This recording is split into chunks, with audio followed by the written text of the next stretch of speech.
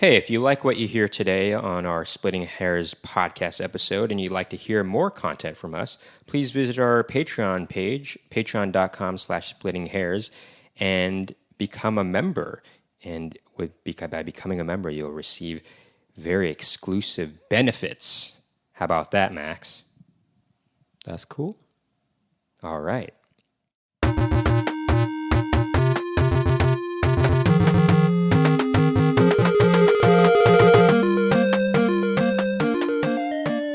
Welcome back to another edition of Splitting Hairs with Max and Nicky. As usual, I'm Max. And I'm Nicky. And together we're Max and Nicky. On today's episode, we'll be talking about our favorite Beatles albums. We thought that, what a great introduction back to our podcast after taking a very long hiatus. As some of you might know, Nicky and I took a few years hiatus. A couple years hiatus since the last Splitting Hairs with Max and Nicky episode that we did. A few things have taken up our time, unfortunately. Not unfortunately. They were good things. There were good things. Good things. We've been working on. I'll relate this to what we've been working on. So one of the reasons why we're doing favorite Beatles albums is, one, we love the Beatles, and who doesn't? Second, we're musicians, and while we do a lot of originals, we also do Beatles covers. And third, we really like the 60s a lot, and so there you go, And so related to what I was going to say is one of the things that's been sort of taking up... 60s, not all of the 60s. We can delve into it more later. I mean, there's certain things about the 60s I don't like, actually, but... Well, maybe we should just talk about the 60s.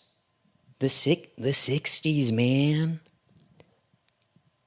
Are you sure? Let's keep it more specific. Okay, and then we can talk about our discussion on. We'll talk about the 1960s for another time. We can, but we could also discuss it within this topic, actually. Well, anyway, the point is, Beatles albums, that's the topic. Things that have been working on since the last time we recorded an episode of the podcast was we've been working on new songs for our band. So keep your ears peeled out for... your ears peeled out? Keep your ears peeled for those new songs coming out hopefully sometime this summer. That'll be exciting. That's right.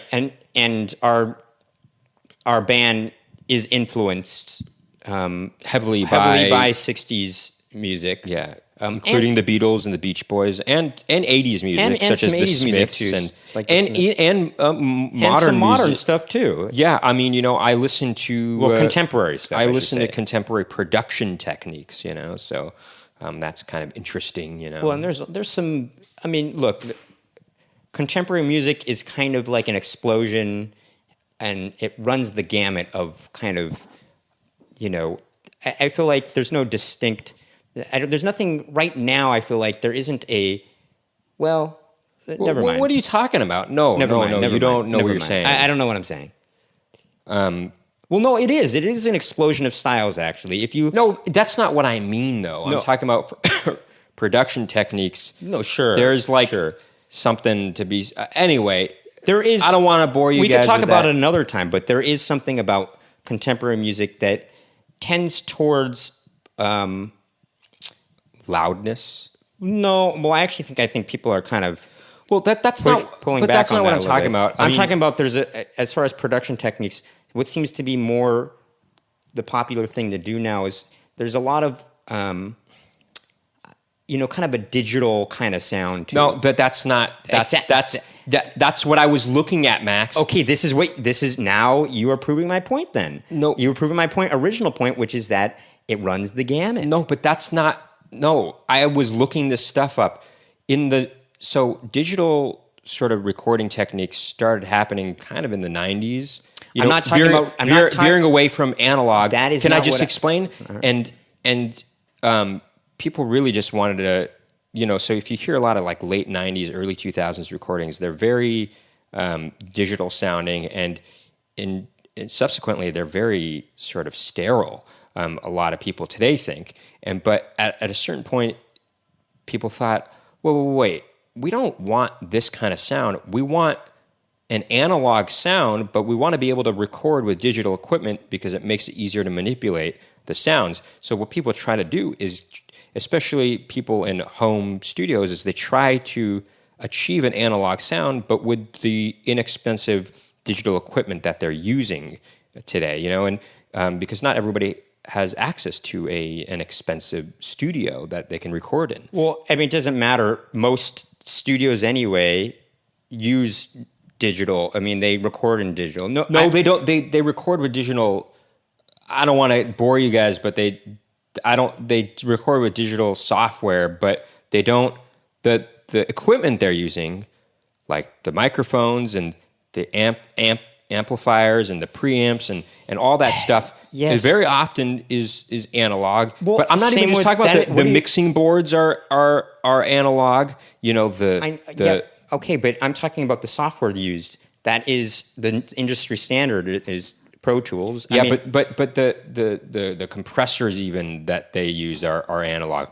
We obviously don't have access to all those things. That's what I'm trying to say. Like, okay, but this is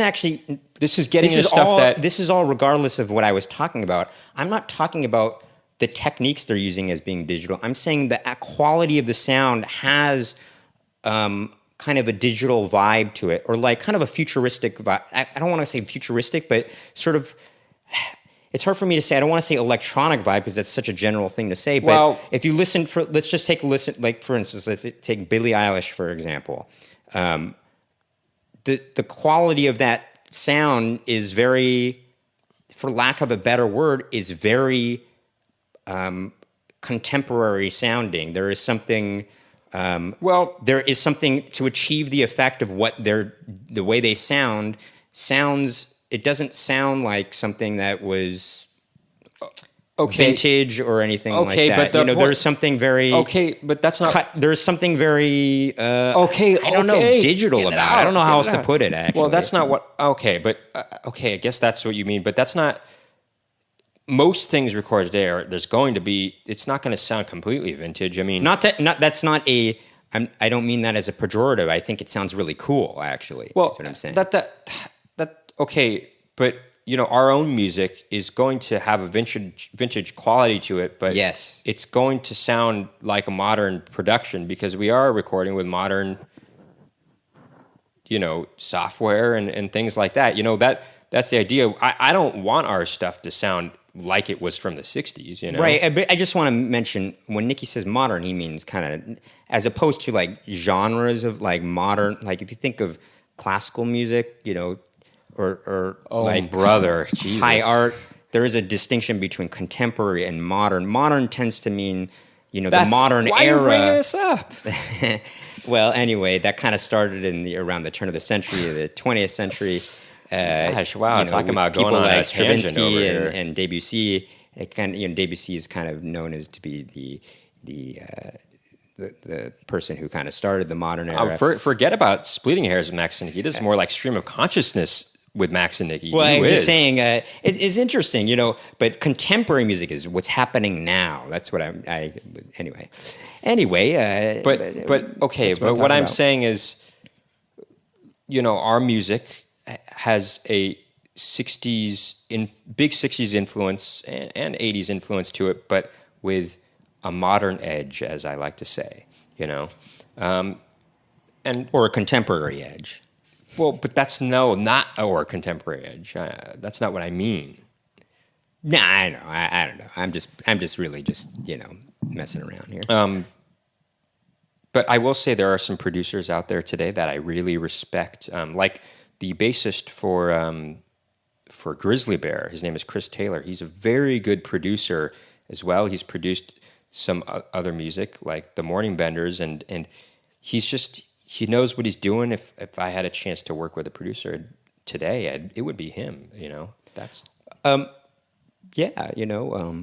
well, also just to give an example of somebody that does use just all analog stuff. Is Mac DeMarco. Is Mac DeMarco, and that sounds cool too. That is correct. He does, but you know what? Inevitably, because things are transferred over to digital files on the internet. Sure, I'm sure it was mastered digitally. There's going to be there's something, something is going to become digified in that process, I mean, you can't really or digitized. You can't, most people. I mean, don't have sensitive enough ears to tell. Unless you're listening on vinyl or cassette or something like that, it's gonna. Anyway, we had that was a huge. But digression. we digress, as they say. Let's get back to the real topic at hand, which is our favorites. Whoa! Hold on. Is there any news we want to mention? Okay. Let's just mention. Let's mention that. We're getting back into the swing of things after this big long quarantine. We've done a few live shows. We're fully vaccinated, and we have been for at least a month As now. A friend of mine said, I am fully vaxxed to the max. Okay. Fully vax max. And anyway, so fully vaccinated, we're starting to do live shows. We're getting reacclimated to going out into the world. Max and I were very strict during the quarantine about the quarantine. We were very strict. I was the strictest one I know. Even more strict than Nicky. I was the second most strict I know. And that said, Max and I live in Brooklyn. I went to Manhattan once during the whole quarantine. Well, we don't need to talk about this. Anyway, we don't need to talk about this. Okay, you're right. Anyway, let's get into it for real this time. For real this time after how many minutes here that we've been going? 12 minutes. Boy, we've been yammering away. Yammering away about not the actual topic at hand. So let's get but that's all about splitting hairs we delve into the things minutia and subsequently tangents are formed and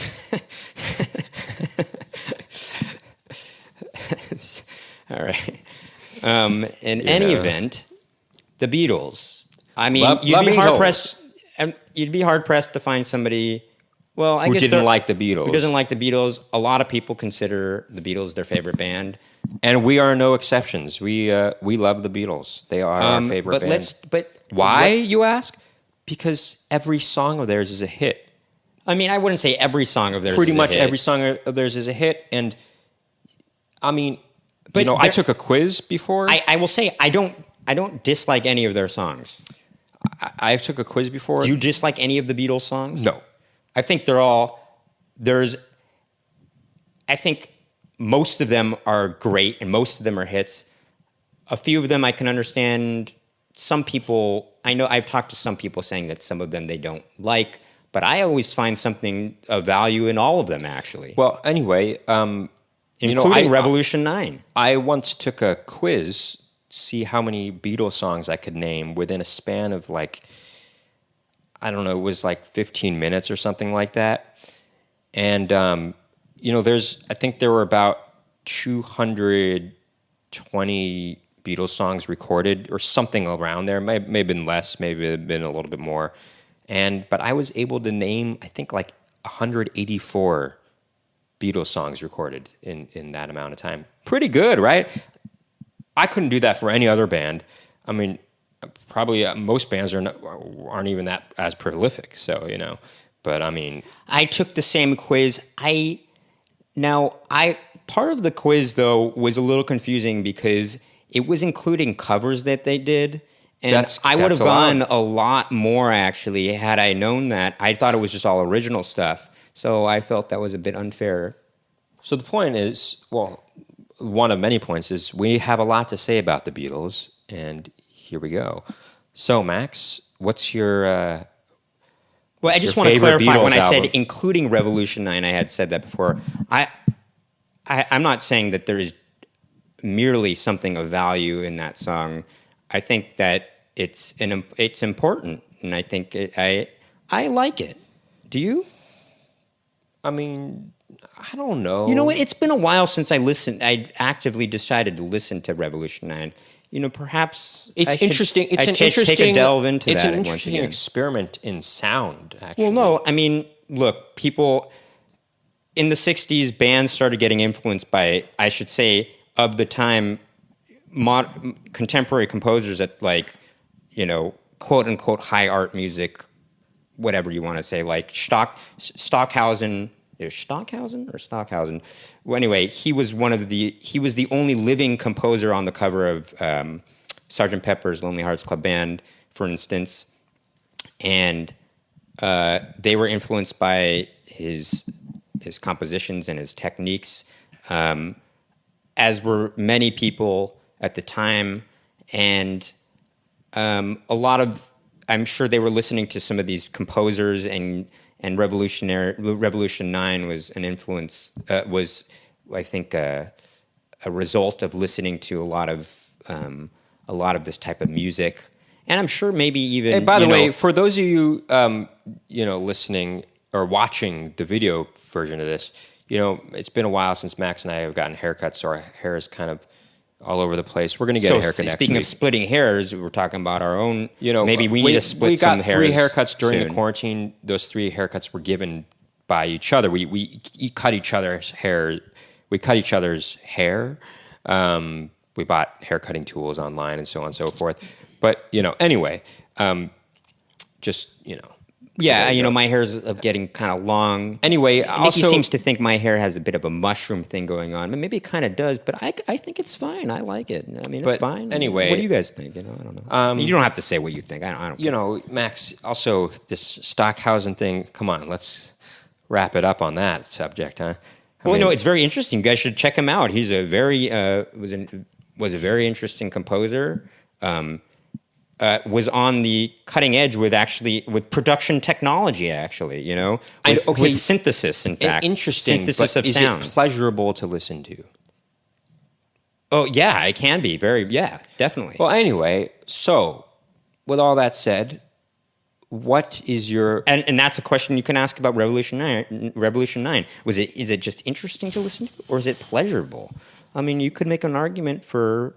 All right. Well, what's your favorite Beatles Anyway, album? let's get on with the real subject at hand. I know I just mentioned Stockhausen only, but there's many other composers out there. I just want to be clear. Anyway. So my favorite. That's a very tough question, Nicky. I would probably have to say, especially because of the medley portion of it, I would probably have to go with Abbey Road. May seem like a typical answer, but it's... No, that's not a typical answer. The typical answer would be Sgt. Pepper's Lonely Hearts Club Band. I usually the typical answer would be Rubber Soul or Revolver. That's what most people say when I ask them. Sgt. Pepper's Lonely Hearts Club Band is often ranked the highest because of how groundbreaking it was. And it was. And influential. Right. And inspirational. Well, I guess influential, inspirational, pretty much the same thing. Actually, it's not. What's my true. favorite Not Beatles album? Thing, actually, did you ask that? I didn't ask it. So Do you want to ask that? Maybe. What's your favorite Beatles album, Nicky? Well, I probably would have to go with Abbey Road myself, but this is not to discount the earlier Beatles albums. I do love the early Beatles stuff. And A Hard Day's Night's got a lot of great hits on it, and that I would rank very high in my favorite Beatles albums lists. I would rank high, Please Please Me, which was their first album. I mean, I really love the covers that they did. Anna is one of our favorites. Sure. Baby, It's Anna, You. Go to Him, yeah. But, although those aren't on the same Hard Day's album, Night, it's got If I Fell, it's got And I Love Her on there. And I Love Her...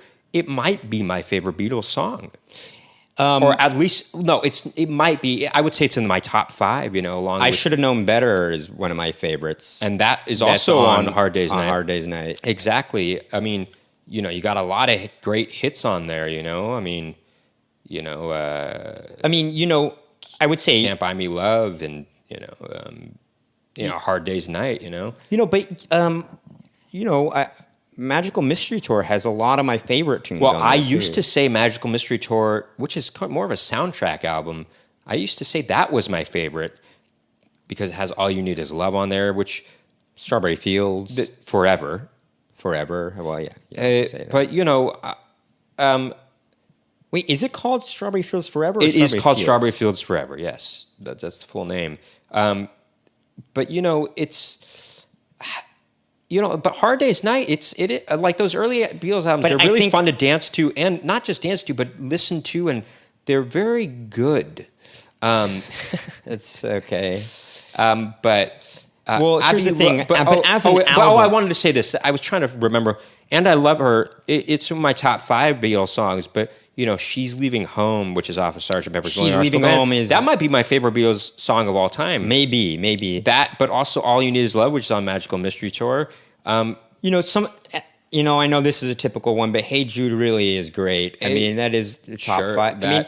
I kind of do like these anthemic ones. Are kind of fun, Sure. Not kind of fun. They're really. But fun Abbey things. Road, it's really just As an album, I think that sticks out to me as the best album. Abbey Road I think does a part of it is because they really use the album format because of the medley that they created. I right. think that they And kinda- I think John Lennon once said that it was sort of a cop out that they made a medley. He was just said something like, "Oh, these were just a bunch of incomplete songs that we threw together," and maybe that was true, but it worked. It works well as a medley, I think, and it sort of wraps its way around. Like the medley starts with "You Never Give Me Your Money," and Speaking of You Never Give Me Your Money, let's see, what is the song called on McCartney 1? What is it called? Maybe I'm amazed. No.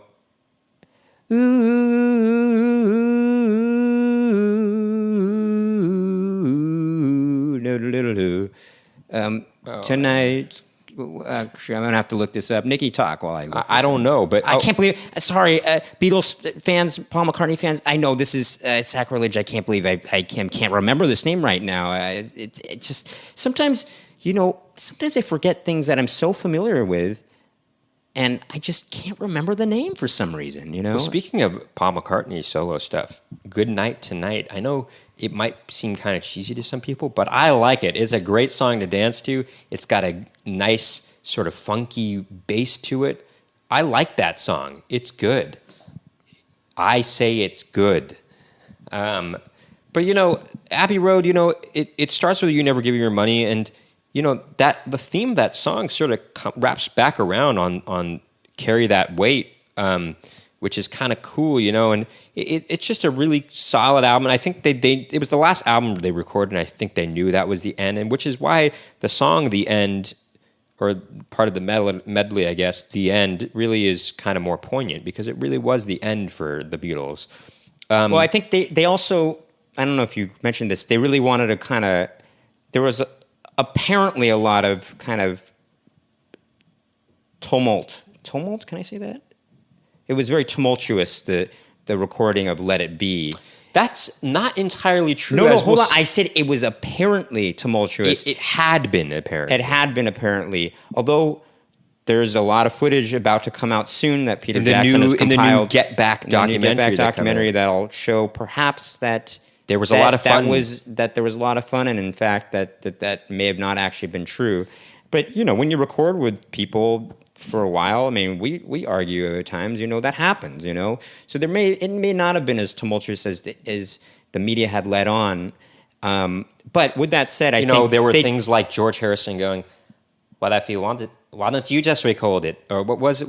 How does it go? That wasn't the best impression, but well, I don't know. But he's like, "Why do you keep telling me what to do?" Or no, that was on, I think, the White Album, maybe. Or maybe I'm wrong. I don't know. But they did. I think the idea was they wanted to really make. We used to play Souls and we got hit. We used to go. Whether or not it was the feeling that Abbey Road was going to be their final one, they did nevertheless, I think, wanted to make, something. I think whether or not they had believed "Let It Be," the production of it was tumultuous. They wanted Abbey Road to be a better, experience. So, and I feel like you can hear that in that album. But it's I love even a lot of the stuff before the medley. By the way, as "Here Comes the Sun." I one of my favorite Beatles songs, and I think a lot of people's. It's very, very good. But also because the song "Because" is just it's really beautiful. Right. It's Well, really also you're cool. forgetting about something. I mean, George Harrison kind of really I'm shines. Not, why are you saying I'm forgetting about something? I didn't forget about it. I just didn't mention it. Yet. Well, I know. I'm saying you're forgetting to mention it. No, I'm not forgetting to mention it. I was going to. I was going to say George Harrison. I purposely was waiting to say. Okay, it doesn't matter. But also, on top of that, Frank Sinatra, he once said that his favorite Lennon-McCartney tune was "Something," when in fact George Harrison had written it. I think it's a testament to how George Harrison kind of really started to shine through, in that album. I think. No, well, actually, not really in that album. He shined through on the White Album too. I mean, "While My Guitar Gently Weeps" is one of my favorites. That's true. I know. I'm saying I'm kind of reiterating what people have said in the past is that he really started shining. I think this is why what I'm saying is why people seem to think that he started to shine through in that album. And I think Frank Sinatra saying that, I think that's my favorite Lennon-McCartney tune, because they had been the ones that had been known as the songwriters, and I think, that idea of the caliber of songwriting was so good on something that he thought they wrote it. Even though he had written great ones before that, I'm just saying maybe the thought process of what people were thinking back then, I think George Harrison, not only "While My Guitar Gently Weeps," but, "Blue Jay Way" is really good. I like that song a lot. Well, that's on Magical Mystery Tour. I know. Well, that's before. Well, not just that, but like on Revolver, "Taxman" it's got a really cool rhythm to it. Yeah, I know. I'm just that's saying, really cool. Yeah. No, see, George Harrison, people like to discount him and saying like he really, became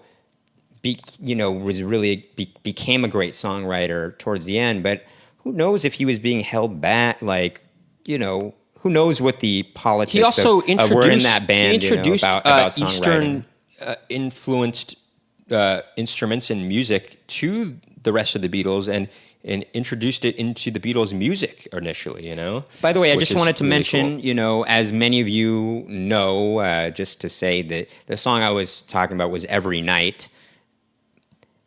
The Paul McCartney one that's on McCartney, retroactively called McCartney 1. I mean, it was just called McCartney when it came out. It's just called McCartney 1 to distinguish it between McCartney 2 and the most recent McCartney 3. I believe that, right? That just came out, right, Nicky? Yeah, that's correct. Yeah. I have not listened to that yet. Actually, I think that's right. I think McCartney 2 came out at the end, in the beginning of the '80s. McCartney 1 came out in the beginning of the '70s. A lot of people. And McCartney 3 came out in the beginning of the 2020s. Every Night. It's funny. I just looked it up on Wikipedia. Every Night, and it does say that it has the same kind of melody as "You Never Give Me Your Money." Okay. Anyway, but yeah, Abbey Road. It's just maybe it was intentional. Abbey Road is really sort of. If you listen to that song, "Because," not to be confused with the Dave Clark 5 song, "Because," which we also really love a lot, and we cover. That's a good song right there. Dave Clark 5, one of the other British invasion bands from the, kind of the mid-'60s that was kind of competing.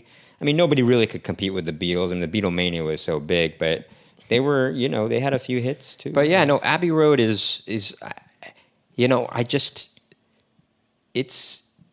I like all the songs on it, I mean, I like Octopus's Garden on it. That's really kind of a fun tune, and it's something I really. It's a Ringo effort there too. One of the very few Ringo efforts. Although some would argue that George Harrison sort of helped him with the writing of that song. Well, I don't know if people would argue that he helped him. I think he did help him, but you're saying how much did he help him? Who knows? Sure, and some people knock Maxwell Silver's hammer. I like it.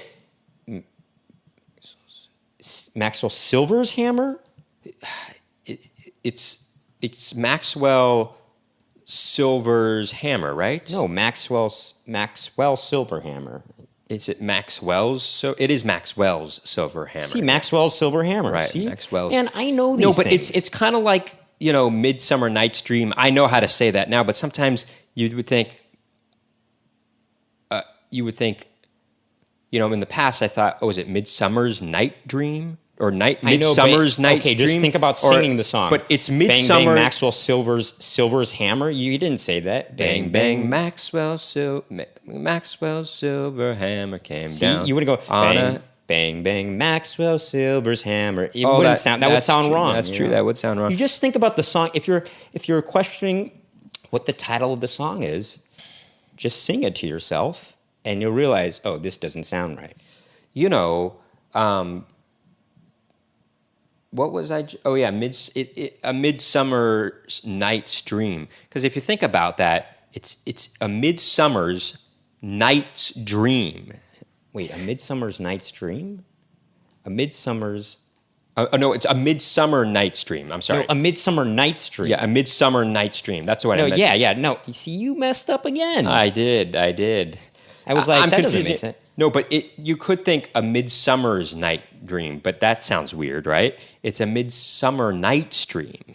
But you could say that's not some true. people might Actually, say a Midsummer's Night's Dream. You know what I'm saying? What Nicky just did. But actually, you could say a Midsummer's Night Dream because you can dream during the day too. So it would be like a Midsummer's Night Dream. No, but you could think a Midsummer's Night's Dream. Do you understand what I mean by that? KNIGTS? No. KNIGHTS? No, that's not what I mean. I mean like a Night's Dream. You mean like Love's Labor's Lost? No. It is called Love's Labor's Lost, that one. Right, exactly. Love's Labor's Lost. But I think there's supposed to be some sort of humor in that, actually. No, but like that there is a double possessive. A Midsummer's, so the Night's Dream is being possessed by the Midsummer. So like the possessive of Night's Dream is Midsummer. So you would say a Midsummer's, and then the dream is possessed by the night. So Night's Dream. Do you understand what I'm saying? No, I get it. It's a double possessive. Yeah, but it is a Midsummer Night's Dream because a Midsummer Night is possessing the dream, if you know what I mean. But there's Love's Labor's Lost. I saw that at Zellerbach Hall in Berkeley, at UC Berkeley.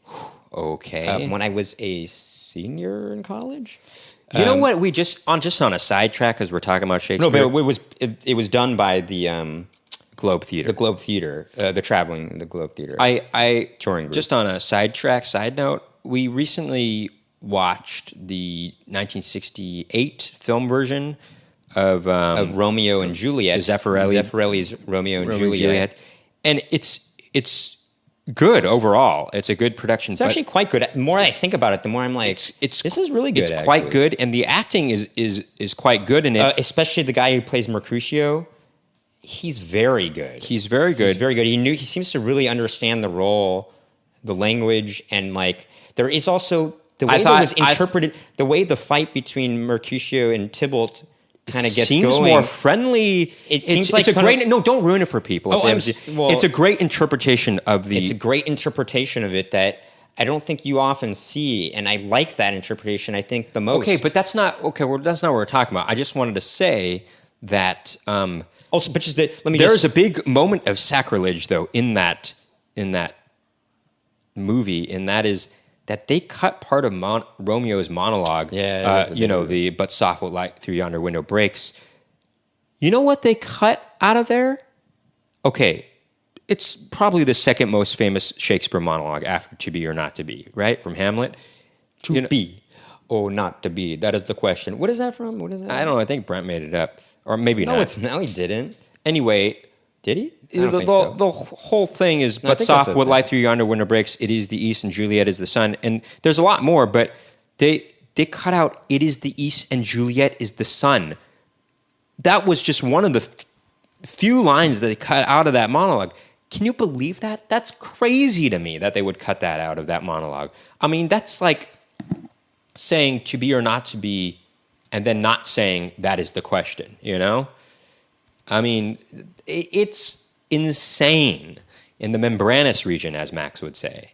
Anyway, It's insane in the membranous region. That's true.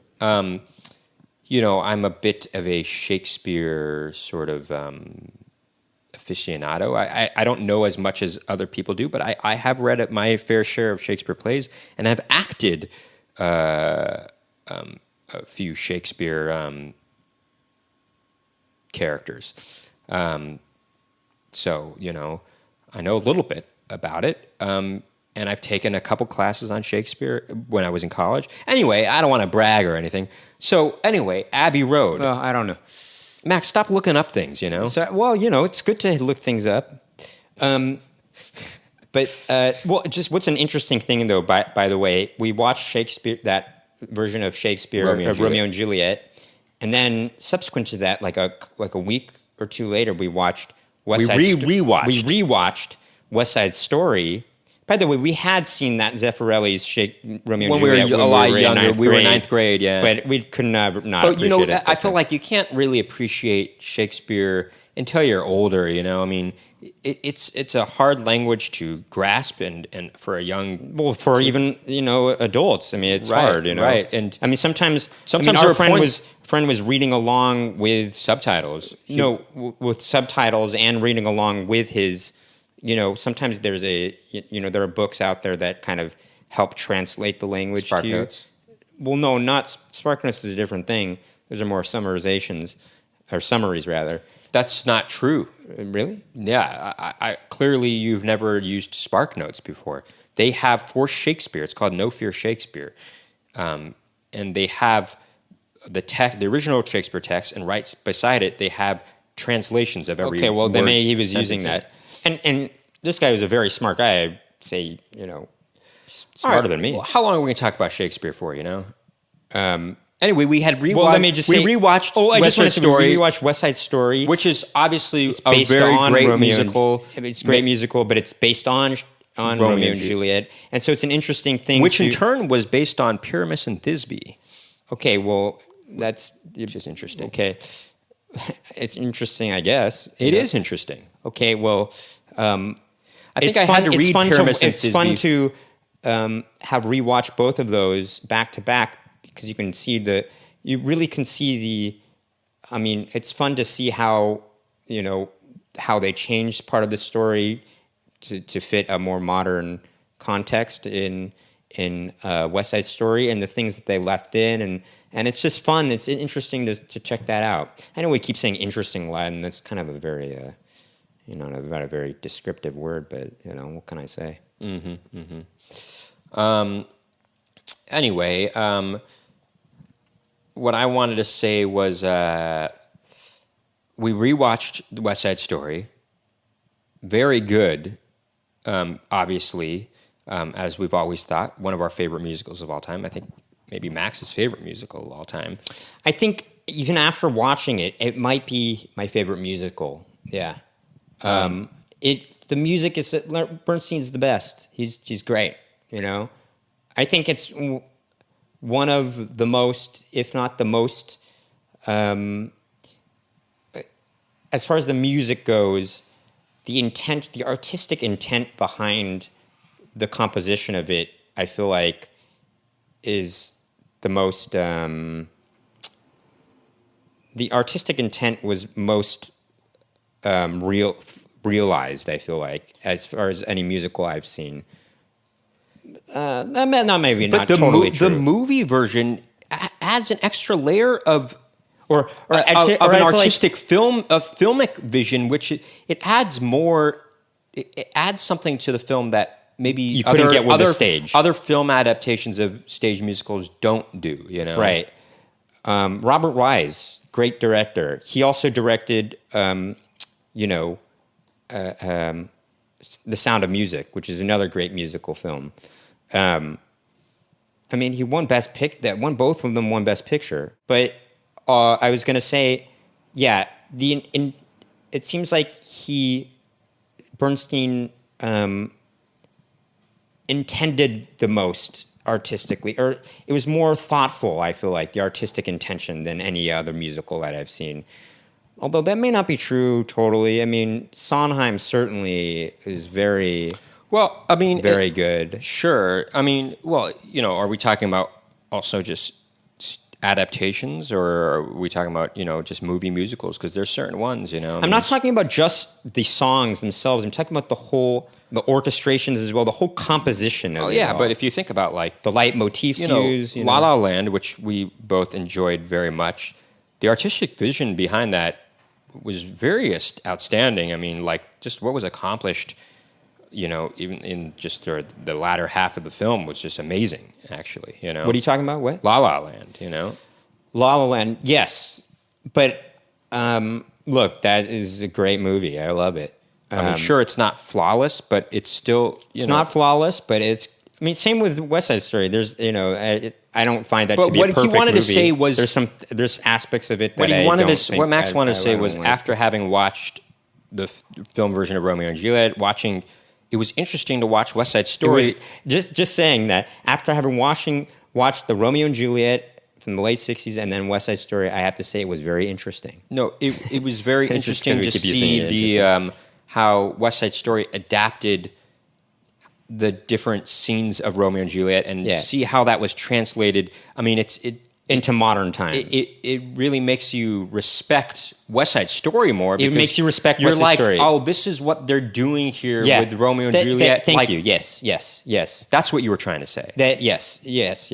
Anyway, gosh, Yes. we really go. That's sort of one of the points of this you want me podcast to is talk we go about- off on tangents a lot. Tangents are made. I mean, you may have thought that you were just going to get us talking about the Beatles and our favorite Beatles albums, but no, you're learning a lot more. I recently was As watching. are we. I was watching this sort of documentary that Leonard Bernstein kind of was the sort of the narrator for, I guess, or he kind of he started it off actually. But with himself playing the piano. I watched it too. Yeah, but he was talking about '60s pop music actually. the Beatles in particular. Well, no, actually, not just the Beatles in particular. He was talking about a lot of '60s music, but he did talk about the Beatles as well. And he was talking about aspects of '60s music that he thought, because at the time, a lot of older people had a disregard for '60s music, pop music, because they thought it was, they just didn't. It was bad taste, or just it was sophomoric in their efforts, or whatever, or just didn't consider it high art or whatever, or valuable for their kids to listen to, or for them to listen to. All right, let's get on with it. What's the point? And he was using examples by listening to some of the Beatles recordings, some other people's recordings. He actually brought Janice Ian on to perform a song, and she talked about the lyrics. If you don't know Janice Ian, she famously sang the song at 17. At 17. And he was talking about lyrically and harmonically and theoretically and rhythmically how interesting and innovative that these musicians were being and progressive they were being. And he thought you should definitely not have a disregard for these musicians, and there is immense value in listening to them. Well, that's and very, he did okay. He did Gee whiz. qualify that a little bit in the beginning, saying like, I mean, it's funny that he said most of what comes out is crap. Is what I mean. I don't know if he didn't use the word crap, but he said, but listen to some of these things. But it's funny, there was just a myriad of examples he used. So I'm like, most of it? I feel like... anyway, but who Max, knows? okay, can I speak? Let me just say one thing. Can I speak? Let me just say one more thing. Jesus It's Christ. interesting to think of the songs that we listen to today now from the 60s, and we think that we know the 60s so well, but I'm sure there was a lot of stuff coming out back then that we don't hear on the radio, or time has just chosen to forget. And so maybe he was right in saying that most of what came out back then was not good. Who knows? Oh my goodness gracious! That's how Can I get it? The radio into the industry of radio is a very interesting thing in that Larry, can I finish? it doesn't. It decides for you what to remember, which is kind of okay. Let me get a chance to speak. it's interesting that Max says that about Leonard Bernstein because he's right. A lot of the older composers back then, even pop composers, weren't a big fan of maybe those younger bands, such as Burt Bacharach. Now, Burt Bacharach is one of the biggest influences on my own songwriting. We got to see him live in San Francisco. We got to see him live, and one of the things he said when we saw him live was that he had never been a big fan of the Beatles, even though they covered his song "Baby It's You." That is weird and wild stuff. I did not know that. He said that because they were about to perform that song "Baby It's You" on that live show, and he said he wasn't ever a big fan of the Beatles. And I thought, wow, for somebody who created some of the biggest pop hits of the 60s, if you don't know who Burt Bacharach is, by the way, he wrote tons of, many pop hits from the 60s and 70s and even 80s, such as, Say a Little Prayer or I'll Never Fall in Love Again. Do you know the way to San Jose? He did all the music to Butch Cassidy and the Saints, Raindrops Keep Falling on My Head. He did Arthur's theme from When You Get Caught Between the Moon, New York City. He did a lot. Baby It's You. When you get caught between the moon, Husbands and Wives. The best you can do. Or is it Wives and Lovers? I think it's Wives and Lovers, right? Hey, little girl. Da da da da da da da. Well, stop looking things up. And Nicky's looking things up now. I think it's Wives and Lovers. It is Wives and Lovers, yeah. He wrote a lot, He wrote a lot with Hal David, of course, but Promises, a musical that actually I Say a Little Prayer is in that musical, right, Nicky? Close to You, that the Carpenters made famous. Anywho, what do you get when you fall in love? Is that what the name, or is it I'll Never Fall in Love Again? I'll Never Fall in Love Again. What the World Needs Now is Love. Jackie DeShannon. Ladies and gentlemen, Mr. Burt Bacharach. That's in Austin Powers. He plays that song. Anyway, so what I wanted to say was there was always these people that were trying to criticize, even in the 60s, trying to criticize the Beatles because they were just rock and or roll. But there were so many people trying to have a backlash against the Beatles because when something becomes really popular, even today, people try to poke holes and try to find something bad about those popular people, but they couldn't hurt the Beatles. They were so big and they just made so many great songs that it was just impossible. The public was going to like them no matter what, and that's pretty cool. Well, okay, so that to go back to our original topic, I think what's interesting about, I keep saying interesting, I'm sorry guys. What's noteworthy about the Beatles is how much how progressive they were in their music and how much they changed their outlook on how to compose music throughout the 60s. It's pretty profound, and I think that it certainly is. I think that is something Bernstein was trying to put, trying to highlight. About oh my goodness, man!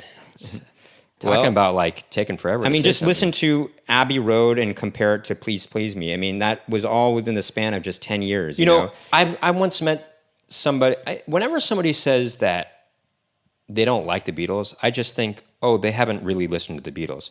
I remember this one person I talked to before. She said, oh, yeah, I don't really like the Beatles. All their stuff sounds the same. And it's like, if there's one band that all their stuff that is doesn't the sound least the same. true about, that's the Beatles. All their stuff sounds different, I've been watching some of these reaction videos to people listening to the Beatles for the first time on YouTube recently, and one of the most common things that people say reacting to Beatles songs is, wow, all their stuff sounds so different. Like, I thought I didn't like the Beatles after listening to this song, but then I listened to another song and it was totally different, and I like that. And that's what's cool about the Beatles. They have so much to offer in the way of... Now, let's just talk about our favorite... the original topic was what was our favorite Beatles album. And we did talk about a few things. I was talking to a friend recently, and... some people say the White Album is their favorite. Oh, Golden Slumbers, by the way. I really love Golden Slumbers, which is on Abbey Road. I mean, it's very good. I know it's a condensed part of the medley, but it's just it's great. And also, I don't know. Anyway, it's not particularly influenced by rock and roll, you know? I feel like that's one of those songs that was influenced by the sort of, you know, British music hall songs, you know, stuff, you know? You wouldn't say that? No, actually. Are you joking? Okay, what would you say is that? I would say the music hall stuff that he was influenced by was probably like When I'm 64 or something like that, you know? Okay. I think that Golden Slumber is, in fact, That is actually has a big like anthemic quality to it, you know? That's very much like was a very, I think, contemporary sounding thing at the time, you know? I mean, I don't know what you're talking about. think about just the part of Golden Slumbers, you know? Go da da da da da da.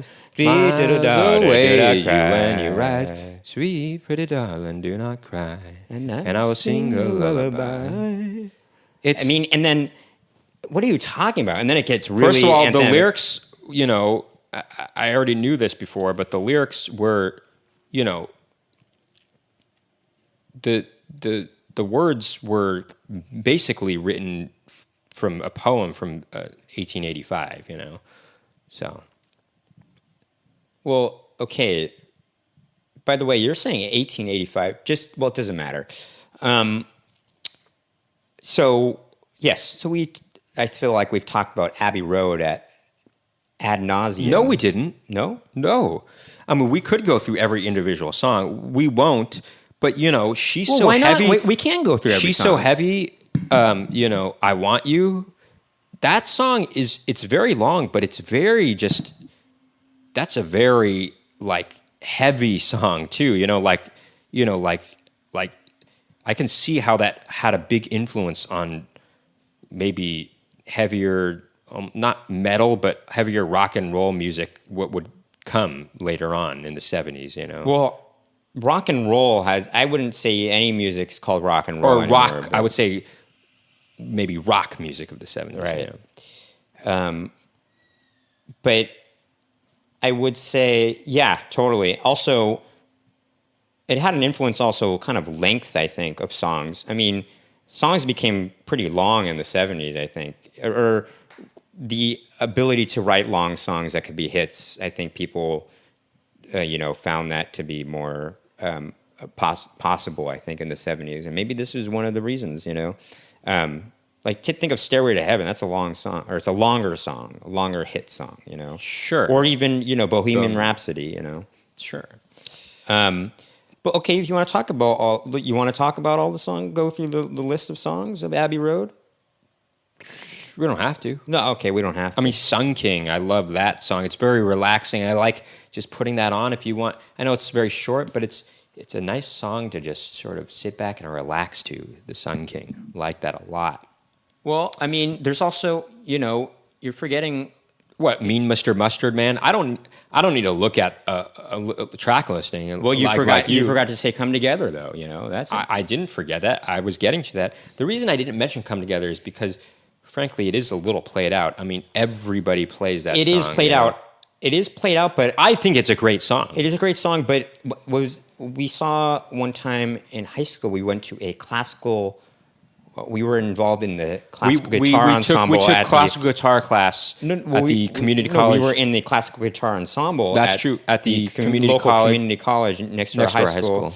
And we went and saw, our teacher recommended to watch this one guy. Okay, who was a classical guitarist. And so we saw him do a live performance of it. solo version of the last song he played was a solo acoustic classical guitar version of "Come Together," and it was so choice. Very good, yeah. So choice, okay. And a funny thing that we would do with our friend often was, we would say, "Can you do that?" Clearly we couldn't do it, but we'd always say, "Can you do that?"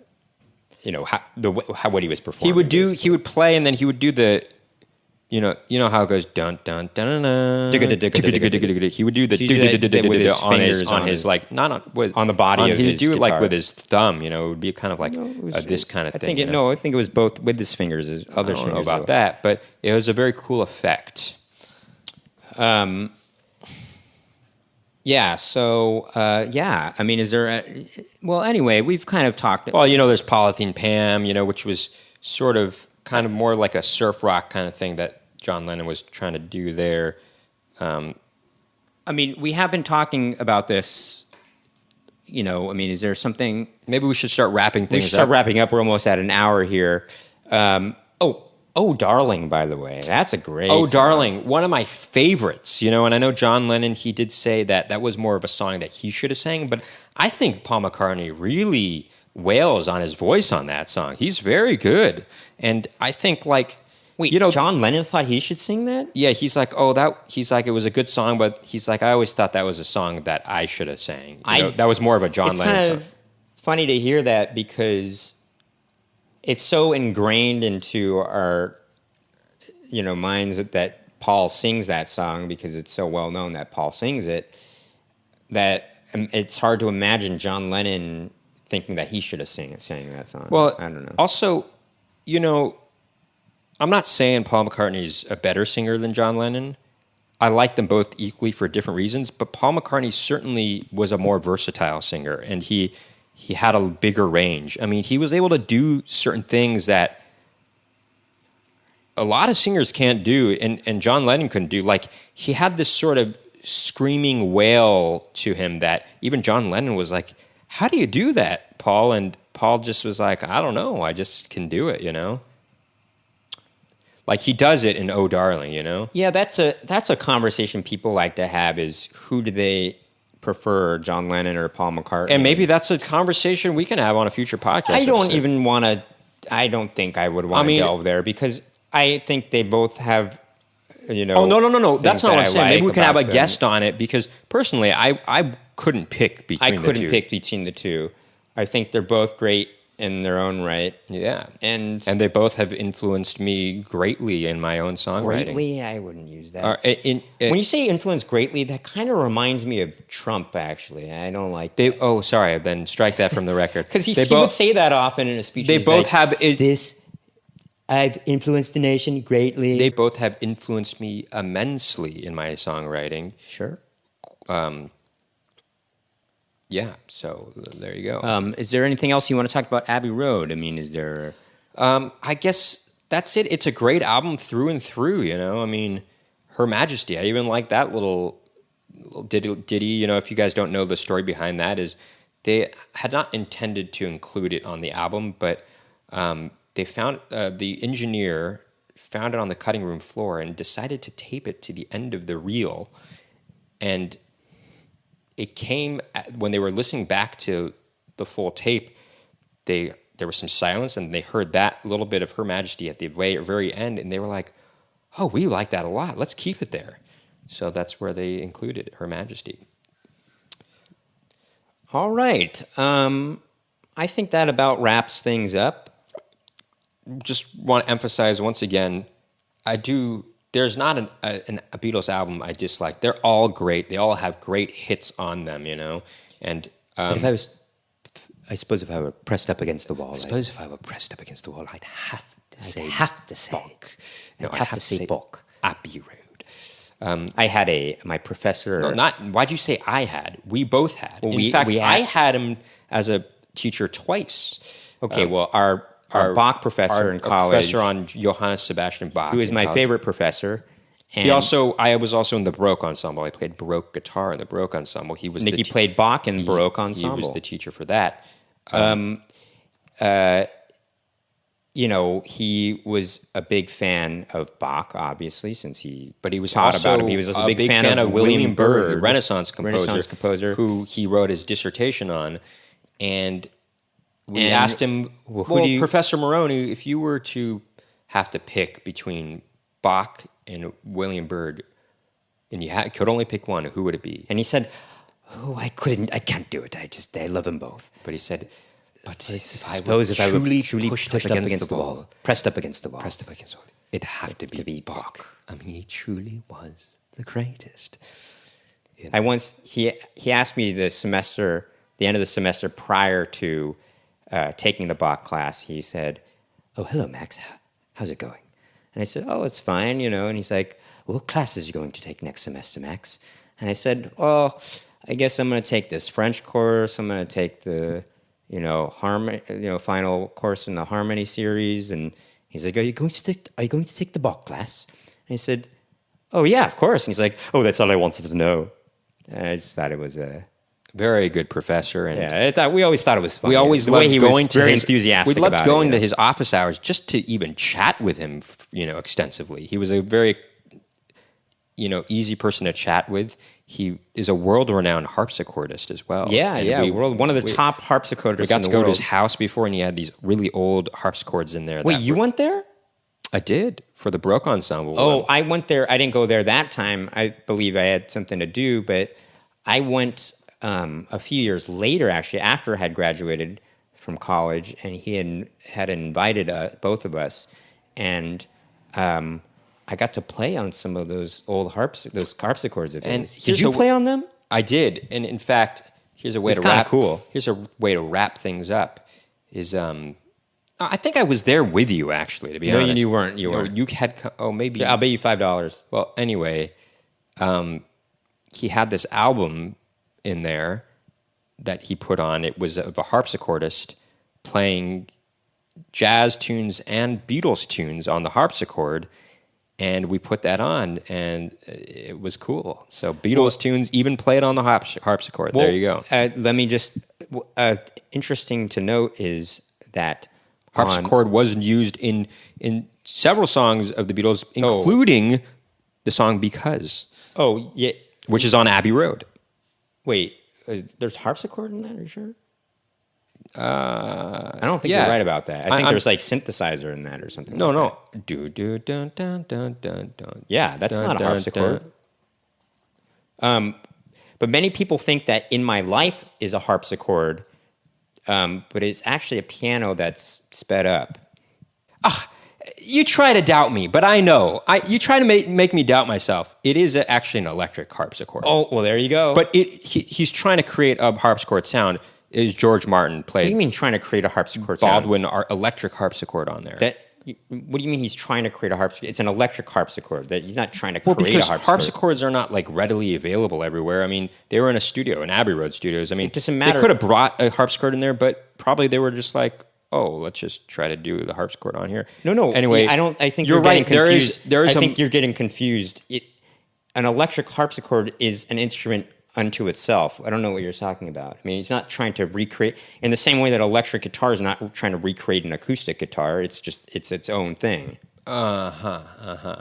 Maybe strike that from the record, huh? Strike that from the record. But yes, there is also a Moog synthesizer in there, or Moog, however you want to pronounce it. So you're right about that, there being a synthesizer. Well, there you go. But if you want to take a look here real quick. But you said you doubted me because I know the way it starts, the song, But right, but In My Life, though, people think it's a harpsichord, but it's actually a piano that's being sped up. Basically, am I right about that? Yes. George Martin, he couldn't play In My Life, which is on Rubber Soul, which I actually I covered In My Life at our high school graduation. It was one of the most nerve-wracking things I ever did in my life was perform a song in front of our high school graduation. There were, thousands of people. Thousands? Yeah, because there were 400 graduates or something like that. There were 400 graduates? Yes, there were 400 graduates around. Then there wouldn't have been thousands. Think about how many families are coming to. I mean, think about the families coming to these graduations. I mean, just think about that. Okay, but even if there were 2 people per graduate, that's only 800. Okay, 800 plus the 400 graduates. Okay, but that's still not thousands. I guarantee there were thousands of people there. So you're saying... I would say there were at least 2,000 people there. You were saying there's at least 2,000 I would say there's at least 2,000 people there. Maybe. I think that is true. Anyway, very nerve-wracking. I did perform it And guess what? Got a standing ovation. Okay. People liked it, I think. Even though, I'm sure if I looked back on a recording now, I'd be very embarrassed. You know what I'm embarrassed about having done at that graduation? I wore, you'd have your gown, and then if you graduate with with some achievement or something, you got like kind of distinctions. You get like a gold sash or like ropes or whatever. And we had all this like stuff on our necks that I'm like, I should have just not had that. I did that. Oh, I don't agree with you. I'm glad I wore it. It shows that, I worked hard in high school, and I'm shown that this is kind of a symbol of that, Yeah, but it's like, do you need to show that off to people? Now, one thing that I do regret, I really regret is, there was a senior awards night. Basically, a lot of awards were given out to seniors in our high school, and there was a night. I mean, do you really want to talk about and this? Okay. Our older brother, that same night, he and his sketch group, Boom Time, they were performing, and our older brother Brent was saying, this might be the last time you could see us perform live as Boom Time. And we're like, oh, which one do we go to? And we decided ultimately to go see Boom Time because Brent kept saying... No, we were at the beginning. We were at the beginning of the senior awards night, but then we were like, okay, we got to go... Max and I, by the way, we were getting a lot of awards, more than anybody else. You don't have to say that more than anybody else. I mean, it just so happened that we were getting...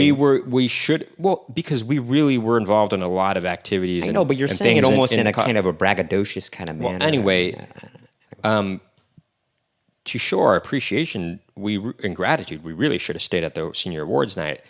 But instead, we left that senior awards night in the middle of the awards show, and we went to our older brother's Boom Time show. Was it a good show? Yes. Yeah. Should we have left? No, because I really regret it. I'm like, they still continue to call our names even after we had left. And it just, even the next day, Max and I got caught on the tardy sweep. And I remember the football coach who was running the tardy sweep was like, so I heard you guys swept, you guys cleaned up at the senior awards night last night. And Max and I were thinking, well, yeah, it makes you wonder why you're making us stay in the auditorium in this tardy sweep instead of going to class. You're two of your best students. I always thought those were really stupid, these tardy sweeps they had. If you were tardy, you were held even longer in this auditorium for being late. And I'm like... For bad kids, it's like... For bad kids, they don't care about going to class. They'd rather be in this tardy sweep. Wouldn't you rather the kids be in class? I mean, for good kids, kids like us, Max and I were two of the best students, in our graduating class. And... you don't have to brag about it. No, I'm just saying you don't want to keep your best students from going to class, right? I mean, no, you don't want to keep actually, it's the opposite, Nick. You don't want to keep your worst students from going to class, actually. You don't want to keep either. You don't want to keep either. In fact, I would argue maybe the better students have less, they don't, I feel like maybe they don't need to go to class. They don't need to go to class as much, maybe, No wonder you get D's in school. Well, I just think, personally, I think it's kind of all dumb because, yeah, maybe they should get some mark off in class, but you should allow them to go to class because it's like, this is school. You want them to go to school. You know what? That's another topic for another time. High school, the hours, homework, etc. High school, the problems with high school. Oh, let's talk about that next time. Let's talk about that. Now, that's a subject to be had. Yes, it's true because, I've got a lot to say about high school. Sure. Anyway, I think that's about all we got to say about the Beatles. If you haven't ever gotten to the Beatles, please do. It's about time. And because they're the best. They're simply the best. They truly are. If you want to think that there's other better bands, you're just lying to yourself. Well, no, either that, or you just haven't listened to them enough. No, I mean, look, I can understand why someone might consider certain bands that are not the Beatles to be their favorite band. They are my favorite band. I can understand it, but they're wrong. It is my favorite band, but they're wrong. I know, but I can understand. For some people, like it might be a nostalgic thing. They grew up with a certain band, or it might be like their parents played for them. If you place as much emphasis on melody when listening to music, and I don't see why you wouldn't. Well, some people look for other things. If you place as much some people place emphasis on lyrics. If you place as much emphasis on melody as we do, then there's no denying that you would like the Beatles. I mean, there's just no way, you know? I mean, of course you would like the Beatles because all their songs are melodic and catchy. You remember all of them. Sure, but I can understand. You can't fathom why somebody might say that it's not their favorite band. I mean, I can, you know, I know people close to me that would say that, but you know, they're wrong. All right. Well, anyway, thank you so much, folks, for tuning in to another edition of Splitting Hairs with Max and Nicky. See you next time. Once again, if you like what you heard or saw today on our special edition of Splitting Hairs with Max and Nicky and like to view or listen to more content from us, please visit our Patreon page, patreon.com/splittinghairs, and become an exclusive member today.